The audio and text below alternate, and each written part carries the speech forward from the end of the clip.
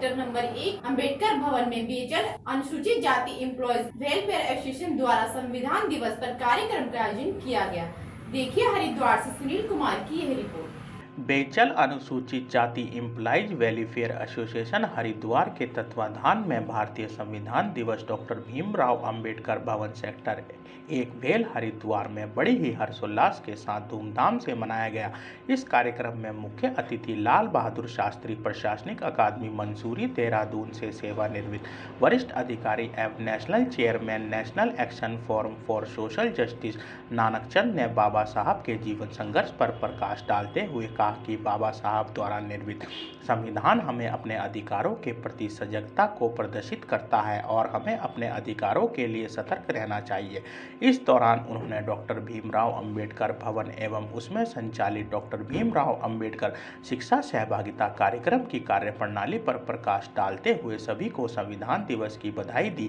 कार्यक्रम में अति विशिष्ट अतिथि RU प्रसाद सेवानिवृत्त महाप्रबंधक व विशिष्ट अतिथि भानपाल सिंह, भंवर सिंह व राजेंद्र शर्मिक ने भी संविधान की महत्ता पर प्रकाश डाला। कार्यक्रम का संयोजन CP सिंह ने किया और उन्होंने कहा कि यह संविधान की ही देन है कि जिसमें आज हम सभी लोग सम्मानित नौकरी करके अपना जीवन यापन कर रहे हैं। देश का संविधान चलाने में कोर्ट कचहरी और पुलिस प्रशासन की अहम भूमिका होती है। भारतीय संविधान के निर्माण के दौरान बहुत बाधाएं थी बाबा साहब के साथ। उन बाधाओं को दूर करते हुए बाबा साहब, एकमात्र बाबा साहब थे जिन्होंने संविधान को पूरा किया है।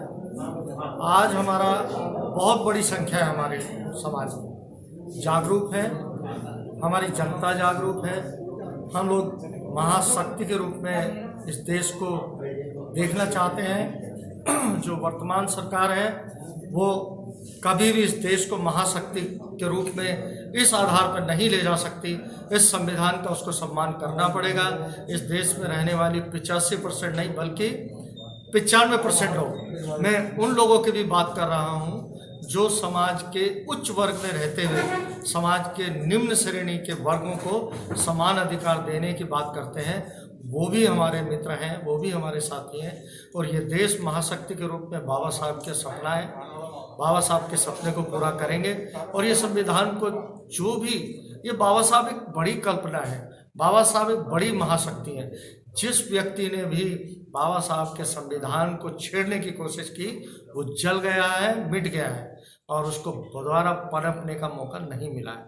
ये साक्षात्कार एक तरह से वो ग्रंथ है, वो शक्ति है जिसको कोई भी नहीं छेड़ सकता है। मेरा पर्सनल विचार तो यही है कि सरकार को चाहिए कि इसमें प्रोग्राम ज़्यादा से ज़्यादा बढ़ाया जाए। और क्योंकि अभी तो कोविड-19 का जो चल रहा है प्रोग्राम, इसमें सारी चीज़ें अस्त व्यस्त हो रखी है देश के अंदर, लेकिन फिर भी ऑनलाइन सिस्टम के थ्रू, TV के थ्रू और दूसरे प्रचार माध्यम है उसके थ्रू प्रोग्राम किए जा सकते हैं। और सरकार और जिला स्तर पे, तहसील स्तर पे और ग्रामीण स्तर पे, पंचायत स्तर पे इनको आयोजित कराया जा सकता है अगर सरकार की मंशा सही हो और सरकार चाहे तो, जिससे संविधान क्या है, कैसे बना है और क्या व्यवस्था है इसके अंदर प्रत्येक नागरिक के लिए, और कैसे नागरिक ही पूरी तरह से जो है सर्वशक्तिमान संविधान में दर्शाया गया है कि हर प्रत्येक नागरिक संविधान की वजह से ही अपने आप में सर्वशक्तिमान है। और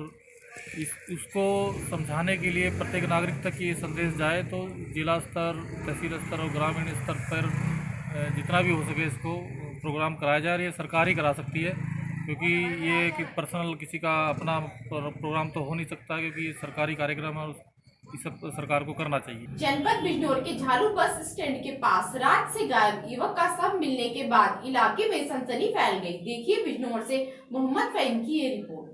जनपद बिजनौर के झालू बस स्टैंड के पास रात से गायब युवक का शव मिलने से इस इलाके में सनसनी फैल गई है।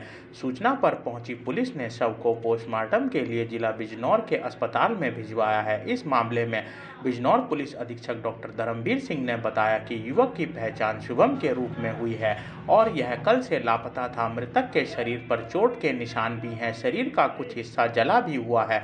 पुलिस द्वारा मामले की जांच की जा रही है। पोस्टमार्टम रिपोर्ट के बाद मृत्यु के कारणों का खुलासा हो जाएगा।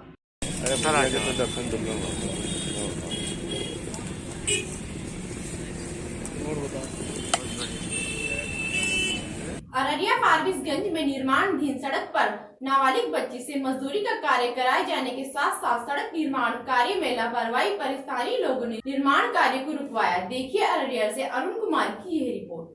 फारबिसगंज शहर के स्टेशन चौक में फैंसी मार्केट तक मुख्यमंत्री शहरी विकास योजना अंतर्गत करीब 1 करोड़ रुपए की लागत से बनने वाली पीसीसी सड़क का निर्माण में नियम कानून को ताक पर रखकर काम कराया जा रहा है। इस सड़क के निर्माण कार्य में कनिष्ठ अभियंता एवं संवेदकों की मौजूदगी में बाल श्रमिकों से काम कराया जा रहा है। इस सड़क में करीब आधा दर्जन नाबालिग बच्चों से सड़क पर काम कराया जा रहा है।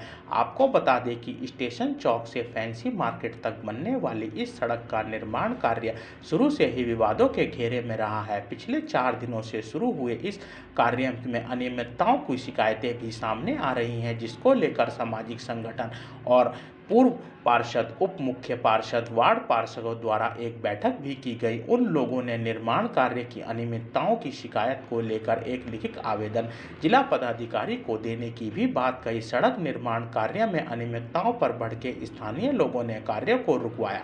कनिष्ठ अभियंता एवं संवेदक के आने के बाद स्थानीय लोगों को समझा बुझाकर फिर निर्माण कार्य शुरू किया गया है। देखिए, फारबिसगंज शहर में शहरी विकास मुख्यमंत्री योजना से रोड बनाई जा रही है। लोगों के माध्यम से हमें सुनने को मिला है कि भारी अनियमितता है।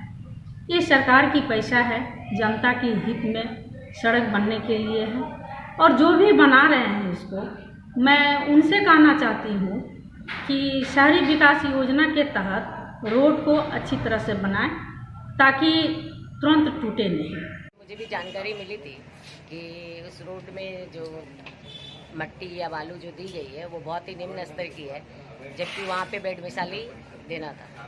और हम लोग भी इस पर लिखा पढ़ी करेंगे, और अगर कोई कार्रवाई नहीं हुई तो आगे तक जो भी करना पड़े हम लोग। तो थोड़ा निर्धारित मात्रा में कुछ गड़बड़ी होने के कारण आम पब्लिक के द्वारा जो रोड पर पुनः रोड को तोड़वा कर सही। खबरों में अभी के लिए इतना ही। देखते रहिए HC न्यूज़।